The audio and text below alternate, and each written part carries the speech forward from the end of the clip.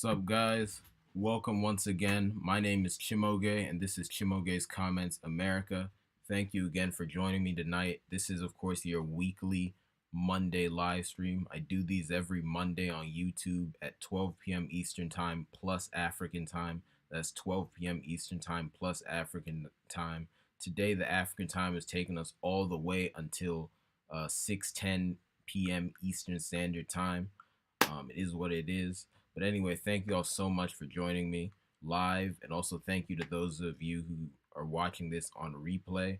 Um, Today, I'm going to be continuing the article analysis from last week. The article I was reading about black voters from the Washington Post. I'm going to continue that and hopefully finish it. But of course, as usual, before we get into that, I'm going to give you all 4 minutes to get on stream. So please, in the meantime, like the video and share it with people you know. And I'll be back with you in 4 minutes. And for those of you watching this on replay, skip ahead 4 minutes from now for the action to begin. Unless you want to join us, the chilling process. And as usual, while y'all wait, I'm going to play some of my music for y'all. So see y'all in 4 minutes. I'm actually going to take a short bathroom break during this 4 minutes. So, all right.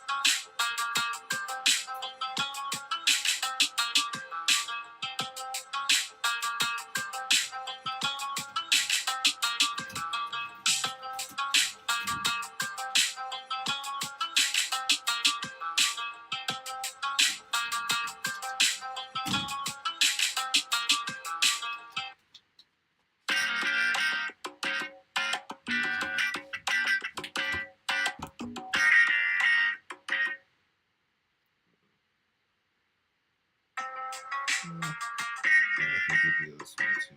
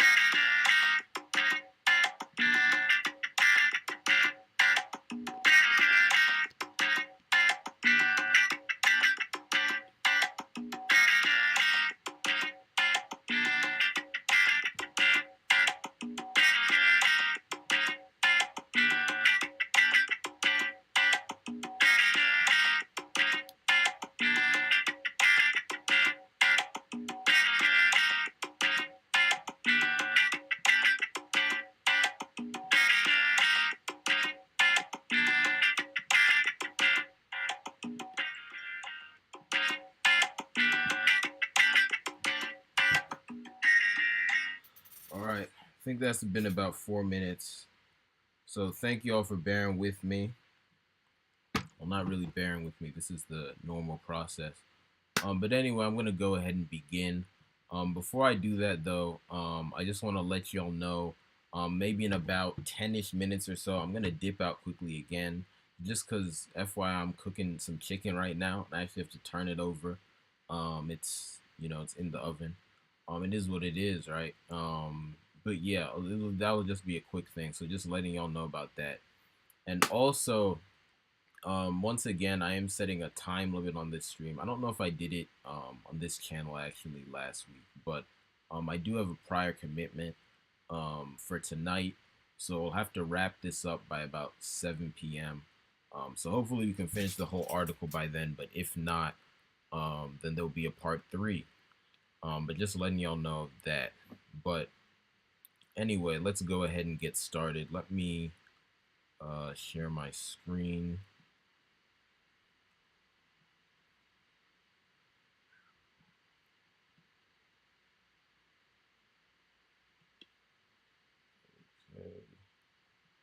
All right. So here's the article, of course. For those of you who don't remember, it's a Washington Post article entitled, and it's from 2018, but it's still very relevant today. And it's entitled Black Politics 2.0. The post-Obama generation is so done with the Democratic Party's old ways. And basically, what the article so far has been about, what we saw last week, was that the Democratic Party is very scared of losing black votes. And because if they don't get enough black votes, they simply won't win any national elections or even statewide elections in regions that are kind of battleground states, right? So because of that, they're running a lot of black candidates that look progressive on the outside, that look like they're really going to help black people, but in reality, they're not. Because if they were, they wouldn't even be Democrats or get boosted by the Democratic establishment at all. So this is giving a profile of those people, and also, you know, just trying to make them look good. But then also, a lot of these candidates and other black political operatives were real upset with the Democratic Party because even though the Democratic Party doesn't want to lose black votes, they also don't want to lose more white votes, and they want to pander to kind of lower tribe, underprivileged tribe white voters, the people that typically get called swing voters, and even some of the Trump voters, right? They want to pander to them to get some of those votes. And because of that, um, not everyone in the Democratic Party is boosting up these black candidates. And in fact, in many cases, the Democratic establishment isn't boosting them. And certainly they're not leading with the fact that they're running these candidates when they're marketing to white voters, right? And they're not necessarily giving these black candidates as much funding as their white counterparts either. So that's upset them. So basically, the Democratic Party is, in some sense, kind of in two minds about what to do with these black voters. And then also, they're kind of trying to play both sides. And that's upsetting these black candidates and the people who are really dedicated to getting them elected. So that's what we saw, what we read about last week. Let's continue. We left off here. I marked the place. So then at this section that begins with Steve Phillips, that's where we're going to begin. All right, let's go. Steve Phillips, a civil rights lawyer and longtime activist and strategist, believes organizations like the Collective PAC and others trying to engage black voters need more support from the progressive community. Based on the nation's quote-unquote demographic revolution, there is already a quote-unquote new American majority, Phillips asserts. 23% of all eligible U.S. voters are progressive people of color, and 28% are progressive whites, adding up to 51%, he argues in his 2016 bestseller, brown is the new white. He sees the path to victory in those numbers, not in trying to win over centrists or Trump supporters. All right, let's stop and analyze that. So basically, this guy, Steve Phillips, is saying that the Democratic Party, because when he mentions Collective PAC, which is one of the political action groups we read about last week, right? That's basically trying to get black Democrats elected. So because they're operating for the Democratic Party, if he says they should do something, he's really saying the whole Democratic Party should do it, right? He's saying that they need to lean in more to trying to get black voters by running these progressive looking black candidates instead of pandering to the whites, because he thinks that um, because more non-whites um, are voting in the US and many of them are progressive, them together with the number of white people who are progressives gives them enough uh, enough support to win elections without pandering to poor white voters. But he's actually, I would say, um, wrong about that for two reasons, right? So, one, and maybe this isn't so much him being wrong as the article actually framing this in a confusing way, but people of color does not equal black, okay? Not all people of color are black, right? So, because this article is talking about black political candidates, right? But, you know, all these other non-white Eurasians, they don't necessarily like black candidates. They don't have the same agenda as black people. So you can't say that if you lean real heavy into supporting black candidates that you're going to get all people of color on board, right? And again, I think the article, the way they wrote that, they muddled it together. As a lot of liberals tend to do, they tend to group all non-whites together when analyzing things, even when that doesn't always make sense, right? So that's one thing there, right? And again, maybe it's not this man Steve Phillips' fault. Maybe it's just the way they wrote the article. But then the second thing he's missing, right, is that even though, according to these stats, the Democratic Party might have 51%, might be able to get the support of 51% of all voters, because the general election, and even, well, let me say it like this, because the general election is not decided based on the popular vote, that's actually not enough for them to win, right? Because sure, they might get 51% of all votes, but in the battleground states, right, they might not get most of the votes. And because of that, they'll actually lose the electoral college, right? Because a lot of these quote unquote progressive people of color live in states that always go Democrat, like New York, like California, right? So they have a big population, right? But they're not gonna swing the electoral college, right? So in order to actually give themselves a better chance, well, let me say it like this: it's not guaranteed that that strategy is going to win the electoral college. So that's why a lot of Democrats also want to pander to, poor white people, right? But then the flip side of that is that if they go too far in that direction, they could actually end up losing a lot of these quote unquote progressive people of color, and then they could lose the popular or the votes in battleground states that way, right? Because another thing we also have to keep in mind is that in a lot of these states, they kind of have a basically a statewide electoral college system where just because you won the popular vote in the state doesn't mean you got all the delegates. You have to actually win every individual district, and not all the districts have equal population. Not all the districts are have the same racial demographics, right? So that phenomenon I talked about on the national scale even repeats itself at the state level, right? So all in all, what this means is if the Democrats pander too far to non-whites or pander too much to whites, they will lose. So they kind of have to play both sides and stay somewhat in the middle of those two positions and agendas, and that's what you see the Democratic Party doing because that gives them the best chance of winning, and that is why people always complain about the Democratic Party waffling, not being strong enough, not taking as strong positions as the Republican Party does. Because in order to win, they can't take strong positions. I think that's what we miss a lot. We don't realize that the Democrats are playing a different game than the Republicans are playing. The Republicans can go all in on their agenda, right?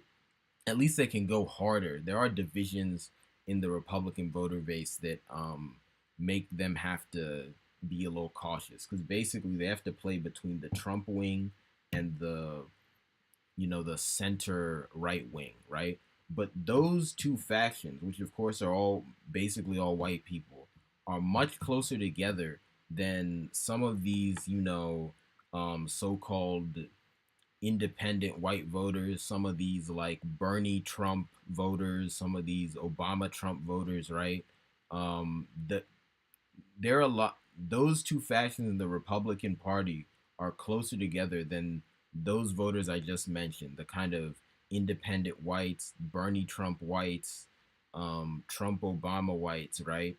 And these non-white Democratic voters are, right? Because those people want really two different things, whereas the center right Republicans and the alt right Republicans kind of want two similar ish things, right? Kind of.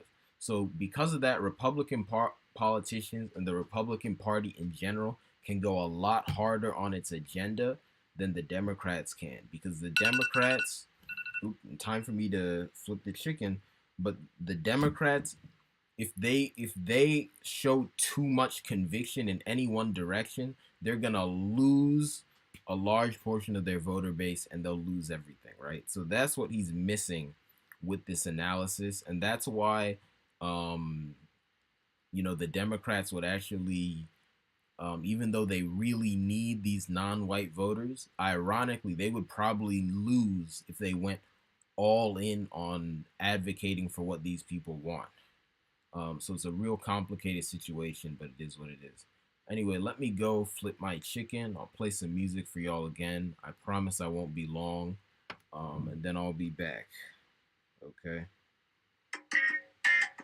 All right. Give me a sec.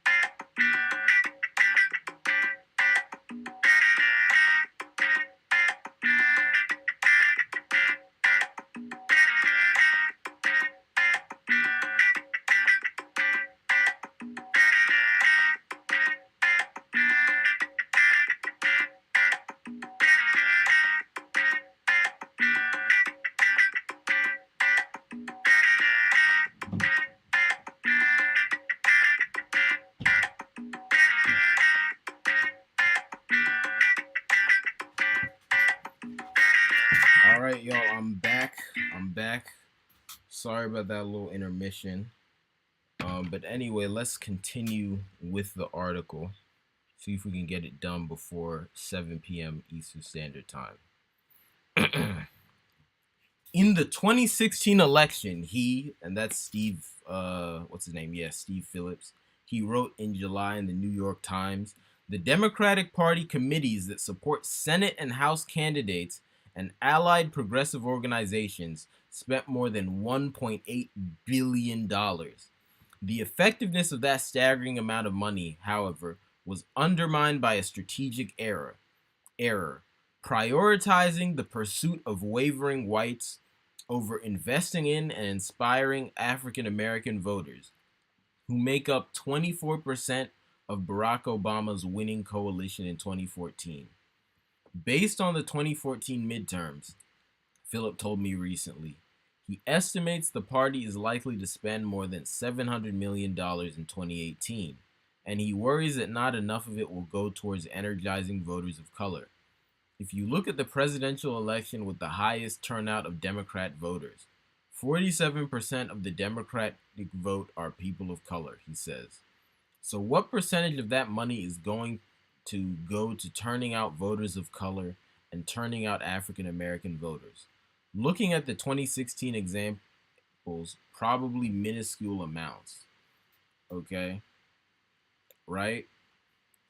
And again, I already just gave you my take on why he's a little off the mark here on the effectiveness of the strategy. Because to be clear, what would be morally right for the Democrats to do would be to actually put in place policies that help non-whites.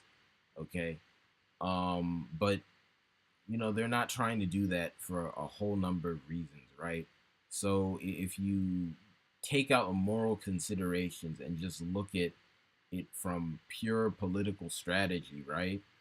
Um, then obviously they can't pander too much to non-whites, because what they're talking about here is pandering to people. They're not talking about actually changing things, right? And even we actually see this with the results of the 2020 election, because obviously this article was written in 2018, and in the 2020 election, unfortunately, what we saw is that the opposite of this strategy the guy was talking about worked, right? Democrats, by running Biden, pandered more to poor white voters, right? They pandered more to lower tribe whites. The percent of non-whites that voted for them was basically the same. Some initial polls said it went down a bit from 2016, but I think the later analysis I've seen have said that it actually didn't really, especially not with black people. And then their percentage of the white vote they won increased from 2016, and that's why they just barely won that election. So time unfortunately proved this guy wrong. So yeah. Anyway, let's continue. The U.S. progressive movement needs an overhaul, Phillips says, one that changes, quote unquote, the complexion of the leadership of its organizations, campaigns, and institutions. More people of color and fewer people with what he describes as, quote unquote, smartass white boy syndrome. That syndrome, he notes, is a matter of perspective and doesn't just afflict white men. So I think that's his fancy way of saying that, you know, you can not be white but think like a white person, talk like them, and then you give off this smart ass white boy syndrome. Um, so yeah. Anyway, he's a co-founder of a group Quentin James created called Inclusive, a hiring tool to help campaigns find staffers of color. In some ways, Donna Brazil's bestsellers, Hacks, the inside story of the break-ins and breakdowns that put Donald Trump in the White House, is like an amicus brief to Phillips' work. Brazil's book, covering her tenure as the interim DNC chair, was explosive on many fronts, but it's her criticism of the failure to fully mobilize communities of color that caught my attention. Trump's campaign, she argued, aimed venom at minorities, while Clinton's leadership team focused more on data than it did on people. For Donald Trump, she wrote, the grudge was against communities of color. If we didn't find a way to make them see that this was their election too, no amount of clever manipulation of data would bring them out to the polls. Trying to get the resources and people she needed, wrote the Louisiana native, was like having to argue with folks who were debating whether gumbo needed a roux. You know what? You need a roux, okay? And forgive me, I'm not from Louisiana. Obviously, I know what gumbo is, but I don't know what a roux is. So I don't really get that metaphor, but I think I get the gist of it. Basically, Donna Brazile, a former DNC chair and a staffer on Hillary Clinton's 2016 campaign, says they lost that election because they didn't get enough non-white people to turn out to vote for them. And which of course supports what this guy Phillips was saying. And there is some truth in that, in the sense that if turnout among non-white voters is low, right, then Democrats don't win either. Because again, that's what I said about they can't lose too many uh, voters in either direction. They can't lose too many of the white voters they do have, because it's a minority of white voters, right? Anyway, but they do have some, and they can't lose too many of the non-white voters they have, right? Um, so there's some truth to that. If the turnout is low, Democrats do badly. However, right, if you look at the percentage of non-whites who did come out to vote that voted Democrat, it's overwhelming, especially among black people. I think overall something like 90% of black people, even in 2016, voted for Democrats. At worst, it was in the high 80s, right? And I think the thing is, unfortunately, black people are so locked in to voting for the Democratic Party that they look at us and say, okay, we don't need to do that much more work to get them, if any work. Um, in order to actually change the tide, we have to go after the kind of poor, independent whites more, right? Because we'll have a better, it'll be easier for us to actually make a significant dent in the number of them that vote Republican, right?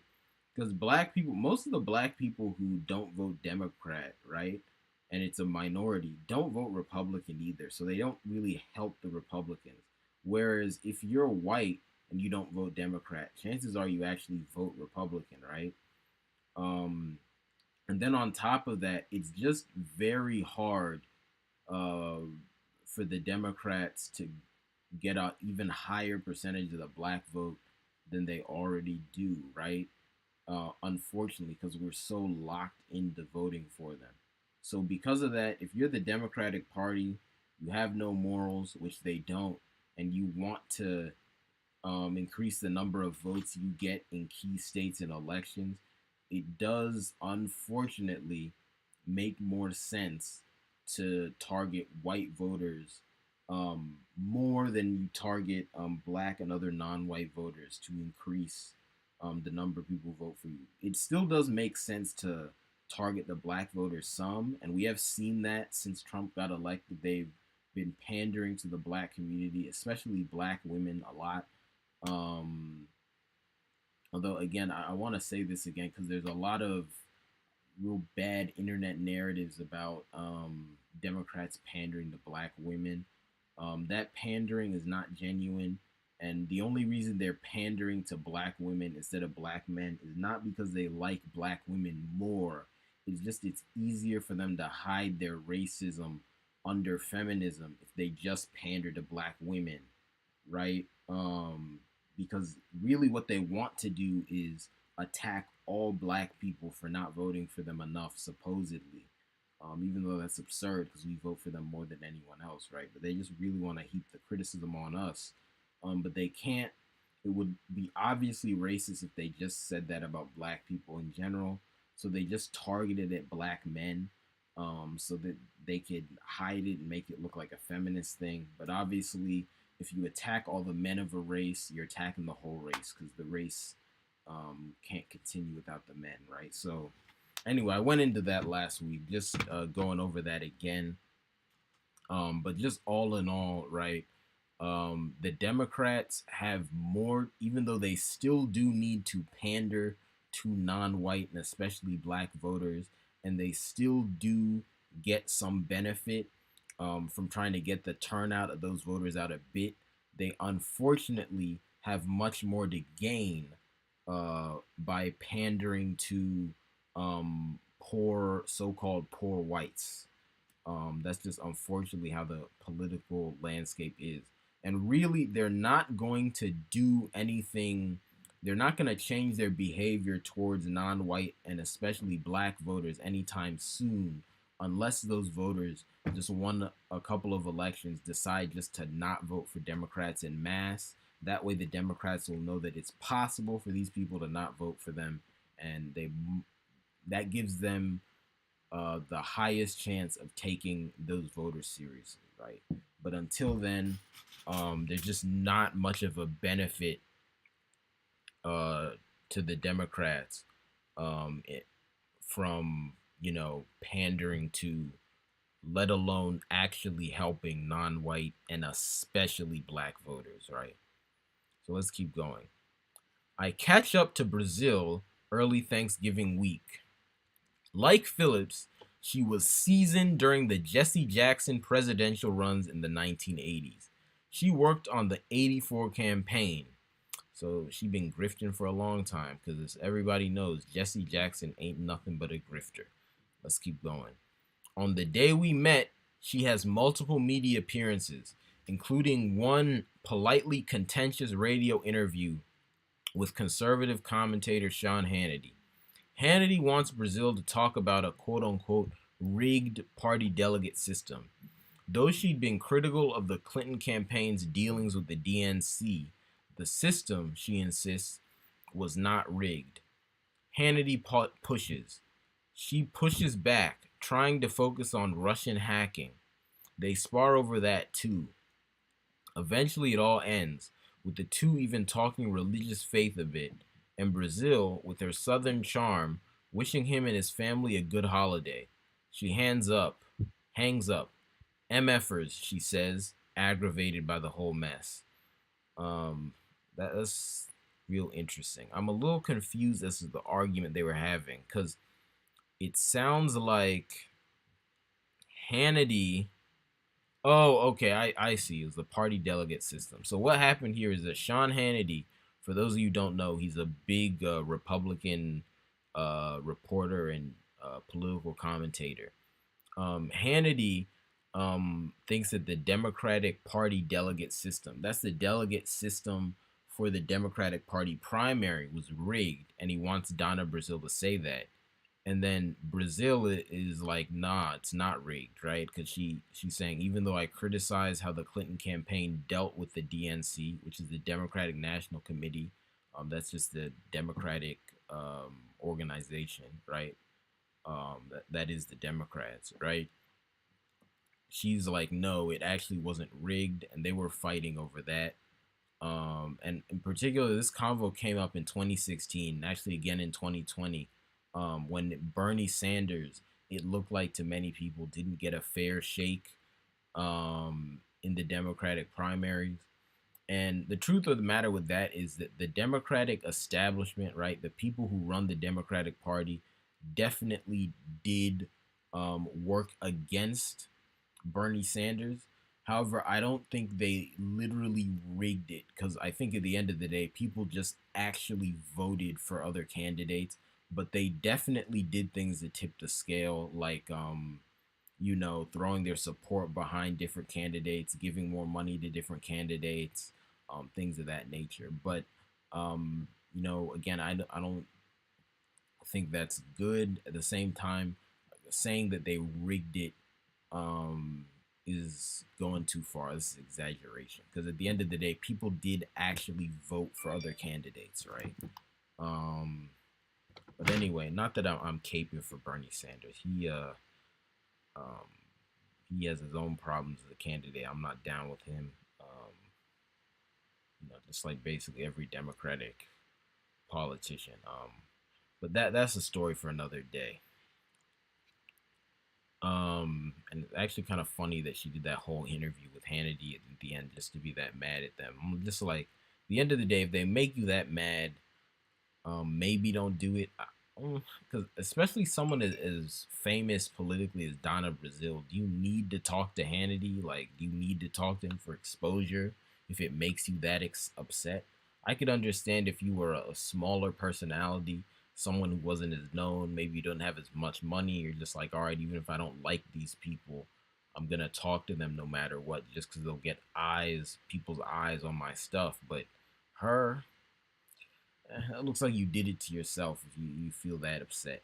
But anyway, let's continue. Despite her frustration with the Democratic Party, Brazil remains loyal. I am a traditional Democrat, she tells me. Like any family, you fight, but you still set the table to get back together to have the big meals. I haven't stopped loving my party. I got a donation that I'm sending today because I send it twice a month. It hurt, she says, when some accused her of writing her book for money. She grabs her checkbook and shows the copies of donation checks she's written. A copy of a check for the collective PAC is among them. So this is an interesting paragraph because Donna Brazil basically openly says here, um, if not openly, as close to openly as you can get without actually saying it, that she cares about the Democratic Party more than any other political group or faction. So if you take this to its logical conclusion, right, if she had to pick between the Democrats, right, and say black people, she's going to pick the Democrats. And no matter how bad the Democrats get, no matter how badly they do her or do anyone else, she is loyal to them, right? Because she thinks they're like a family, right? And um, whether or not she literally believes this or she's just saying this, I don't know. You'd have to get in her head. Maybe she's just saying this to look good to the Democrats. But if she genuinely believes this is not a good mentality. This is how you as an individual could get played, especially a black person. Excuse me.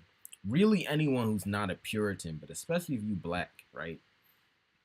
And you go around thinking the Democrats are your family, right? When you don't realize they're just using you, you can get played.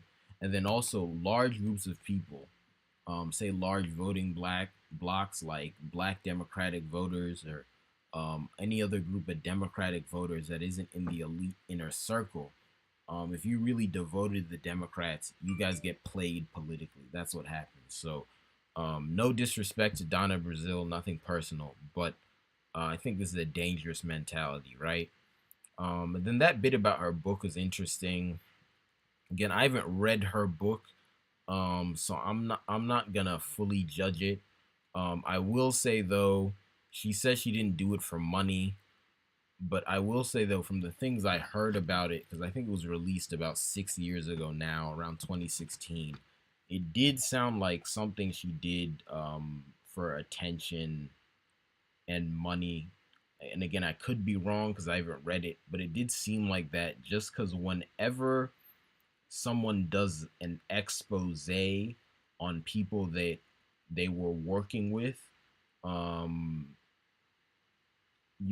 and then is not, if you do that expose on them, but then you don't actually like show yourself to be committed to like really working against them, right? Because it would be one thing if she did that expose. Because for those of you who don't know, in her book, she talked a lot about a lot of the bad things that went on, in her opinion, when she was working on Hillary Clinton's campaign, right?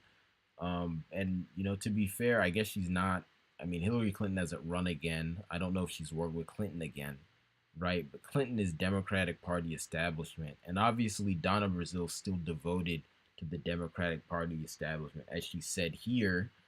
Um, it would be one thing if she said all that and stopped being a Democrat or really started working against the establishment more. But since she said that, but it still continued to be with the establishment, it seemed like to me, like she just said, you know what, this is my moment. to be in the limelight, and I can use it to get some money and more attention on myself. And that's why I'll expose this. And the reason I'm just saying that is, generally speaking, people don't expose people they've worked with like that, especially when you're getting into all sorts of like personal details. Because the stuff I heard, a lot of it, some of it seemed like legitimate criticism, to be fair, right?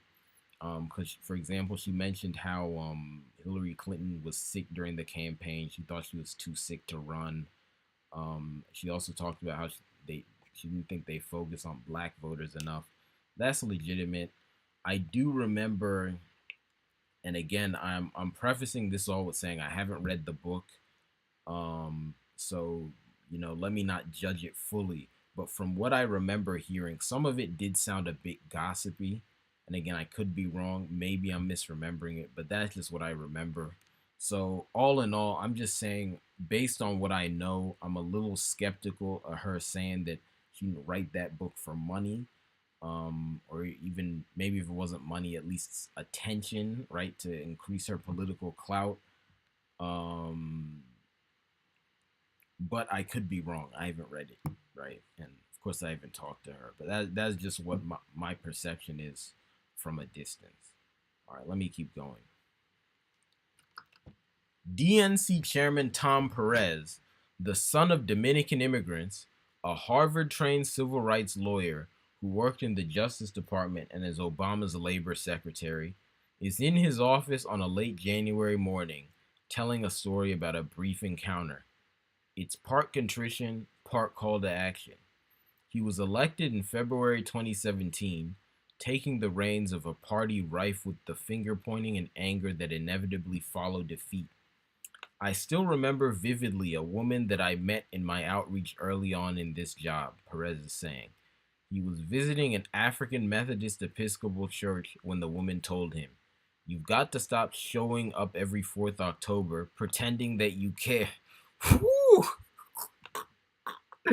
Oh, this was obviously a black woman because he went to an AME church and she kept it all the way real with him. Shout out to this woman here, man. I need to get some sound effects. But if I had a sound effect that was like cheers, I would be playing it for this woman because she kept it raw with this man. You've got to stop showing up every 4th October pretending that you care. Damn. Savage as anything. Let's keep going. Just last year, a group of prominent black women wrote an open letter asking for Perez's attention because they were feeling ignored. He met with them. I think it's very clear and tragic and so preventable that we took African American voters for granted, he tells me. African American voters generally, African American women are indeed the backbone of the Democratic Party, and you don't ignore the backbone of the Democratic Party. Now, also, another thing on this backbone narrative, again, they push this narrative to pander to black women, but it's not really true, just because even though black women vote for Democrats at a higher percentage than any other race and gender group, there's still a minority of the overall Democratic vote, right? Because still, even though the Democrats get a minority of the white vote, the majority of Democratic voters are still white, right? Because even earlier in the article, they said 47% of Democratic voters were people of color. So that means 53% are white. And then even if you break it down more, most of those people of color, maybe not most, but at least a lot of them are not black. So then what you end up seeing is that the overwhelming majority of Democratic voters are actually not black, let alone black women, right? So therefore, black women can't be the backbone of the vote since they're a minority of the vote. And you actually see that based on how the Democratic Party acts, right? Because the Democratic Party serves the interests most of their non-black voters, right? So that would seem to tell you that they think those voters are more important, and therefore those people are actually the backbone of the Democratic Party. Okay, so I just wanted to get that out there, right? So the whole point I'm making, the whole reason I'm saying this is that we as black people need to be careful not to get taken in by these false narratives they pander to us with, and actually see the reality of how these groups of people are exploiting us. So that's why I'm bringing that up. He details the party's role in its two biggest recent wins. The DNC spent about $1 million on Jones' campaign and more than $1.5 million in Virginia. In both races, it worked closely with local organizers on door knocking, voter calling, and developing media strategies, all targeting black voters. One of the reasons that we invested in Alabama and we invested in Virginia and we invested in the mayor's race in Charlotte, we invested in the mayor's race in Atlanta, and we've invested in other races up and down the ballot on behalf of African Americans and other candidates of color, he says. That's a long sentence, and he ain't even done. Is because we wanted to send a signal that the new DNC understands that every zip code counts. The new DNC understands that we will never take African American voters for granted again because that was a shame on us moment. And of course, all this stuff he said was a load of brown, a load of stinky, stinky brown stuff because we saw they did that again in 2020. And they did that again in the 2018 midterms. And they're going to do it again in the 2022 midterms because that is all they've ever done. Okay? They have not done one thing to systemically improve the lives of African Americans. They just have not. So clearly, this is all just talk. The truth is, it's never been easy between the Democratic Party and black voters. It was Southern Democrats who disenfranchised African Americans for nearly 100 years after Reconstruction. As black voters in the North, Democrats and Republicans were exercising the franchise, Southern African Americans risked everything trying to vote. As the civil rights movement demonstrated, it took a blood price to win back that right. Later, it was presidential candidate Jesse Jackson, a son of the civil rights era, who galvanized a multiracial coalition, including registering millions of new voters, that expanded the party and, many say, laid the groundwork for Obama in 2008. So, in other words, basically, um, you know, the Democrats have never actually been good to African Americans. And the only reason African Americans, in the view of this article, got any improvements, although I would argue even these things aren't really improvements, right? Because getting the right to vote didn't translate into an improved quality of life. So that wasn't really an improvement. But anyway, right? The only reason we got those things is because of the actions of people other than the Democratic Party itself, right? Um, and that's accurate.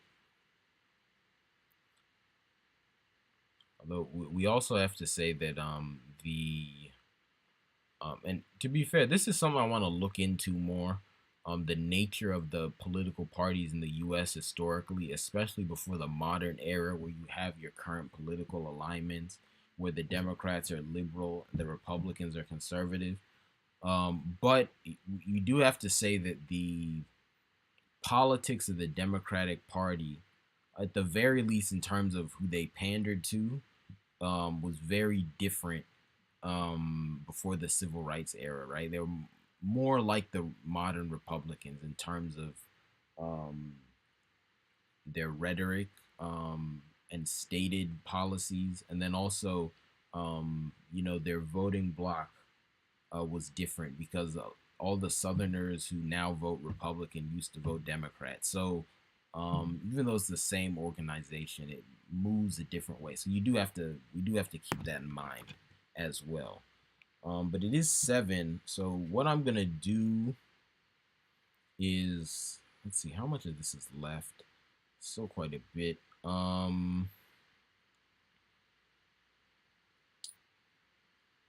How many paragraphs are left in this section? One, two, three, four. Okay. What I'm going to do is I'm just going to read these four paragraphs and then I'll sum them all up and then we'll call it a night. Um,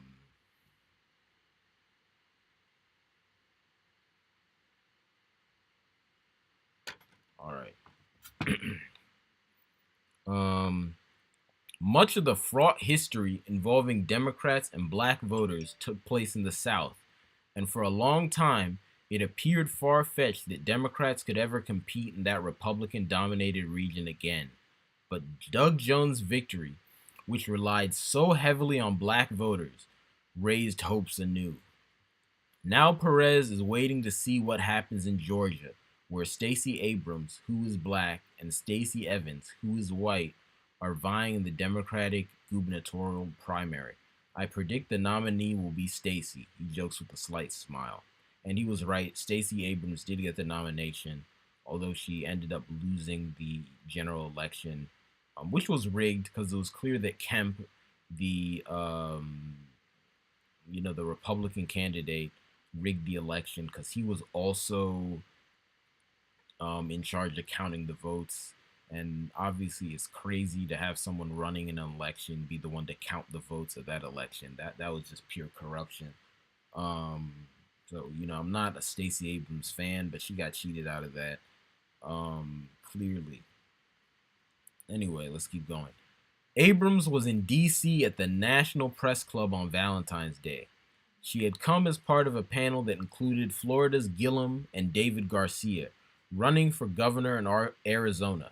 They received an endorsement from the progressive group People for the American Way. Abrams says she's seeing indications that the party is paying better attention to mobilizing black voters. However, she told me, more is needed. I've seen initial signs, but what I want to see is a plan for consistent and sustained and deep investment that is not just about special elections, but about systemic change in how we value and invest in black voters. A few hours after I speak to Perez, Steve Phillips and I have our phone interview. I summarize my visit with the DNC chairman, to which Phillips responds, everybody says the right thing, but this is where I'm like, show me the money. I think Tom Perez is actually doing more than has been done previously, but it's not enough given the severity of the crisis that's being faced. Both Perez and Phillips mentioned the opportunity Georgia offers for Democrats, though Phillips believes the party and progressive donors should support candidates like Abrams on a scale proportionate to the black vote. Does Phillips ever speak to Perez? I asked. Well, we're all busy, Phillips says. He's responsive when I reach out. I would say that we are in touch certainly as much as I've been with any other DNC chair, right?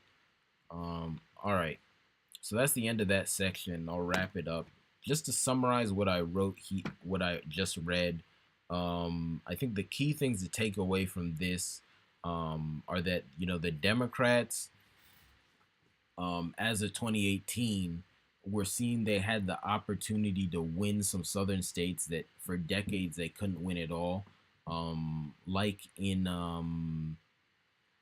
because I believe Doug Jones is in Alabama, and then also Stacey Abrams in Georgia. And they end up being right about that because they ended up winning Georgia in 2020, right? And part of the way they want to do that is to get out the black vote in those regions because, of course, most black people live in the South, right? And that's where you have the highest concentration of black people. And Stacey Abrams talked about how passionate she was about getting out the black vote, and we've seen that's been her thing in the last 4 years since she lost that rigged election to Brian Kemp, right? So you see that because again, Democrats definitely want to get out the turnout of black voters, right? That makes sense for them, but they can't really say anything more substantive than what they already said to black voters in terms of helping them, because that would scare away their other voters.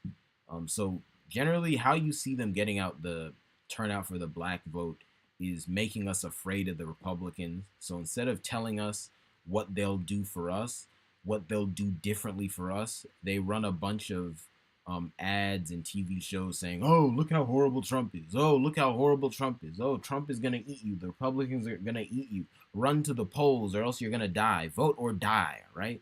They say stuff like that, and obviously the Republicans are a bunch of bad dudes.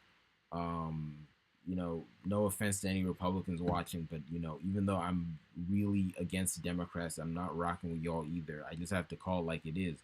But even though the Republicans are a bunch of bad dudes, the Democrats aren't necessarily better. And you know, just not having a Republican hurt us is not good enough for black voters. So obviously that strategy the Democrats are pursuing isn't actually coming from a place of care for black voters, and is very immoral. But that's how they tend to do it. Whereas with they do similar things with the other voting blocks, like their white voters they're trying to get, their other non black voters, like Hispanics. Even though a lot of Hispanics are black, but they're not usually not seen as black, right? Hispanics, Asians. But with those groups, they do tend to at least say they're going to do more of substance. They talk more about policy, and um, arguably they do slightly more of substance for them, right? Not much, if it is anything, but it's a bit more, right? Just because they can afford to actually offer more positives to those people instead of just saying they're not gonna give them negatives the way they do with black voters, right? I hope that makes sense. And then this last part of that section I read seems to indicate that Tom Perez, who at the time was the DNC chairman, didn't necessarily talk to this Phillips guy, the black guy who's trying to get out the black vote, and get the Democrats to focus more on actually catering to the needs of black voters, or at the very least pandering to us. It seems to suggest he doesn't actually talk to this Phillips guy that much, because the answer he gave here was a little vague and wishy-washy, starting with, "Well, we're all busy." That sounds like no to me. So again, that kind of shows that Phillips and his agenda, and of course related to that, black voters not really a priority for the Democrats. Um, and we've that's what it was in 2018, and we've seen that pan out in the last 4 years. But anyway, I'm gonna end it there for tonight. There is gonna be a part 3. Let me just mark down my stopping point. All right, there is gonna be a part 3, but I do have to go. I want to thank you all again so much for joining me again tonight. Let me move this. Sorry. Make my beautiful face big and central again. But anyway, thank you all so much for joining me once again tonight. It was a pleasure being with you. And it looks like we got someone who's very happy in the chat. Although it looks like it's a type of happiness that would violate YouTube's community guidelines, but nonetheless, I appreciate it. But anyway, yeah, thank you all so much for joining me again.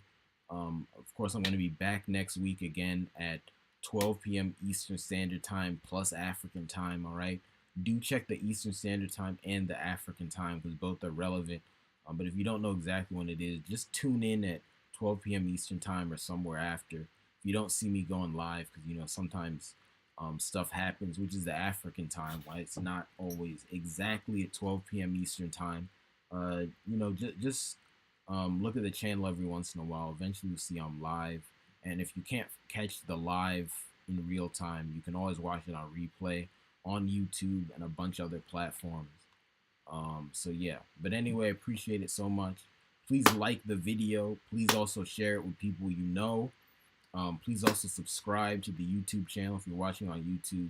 If you're watching on other platforms, please follow or subscribe, whatever the language is on there.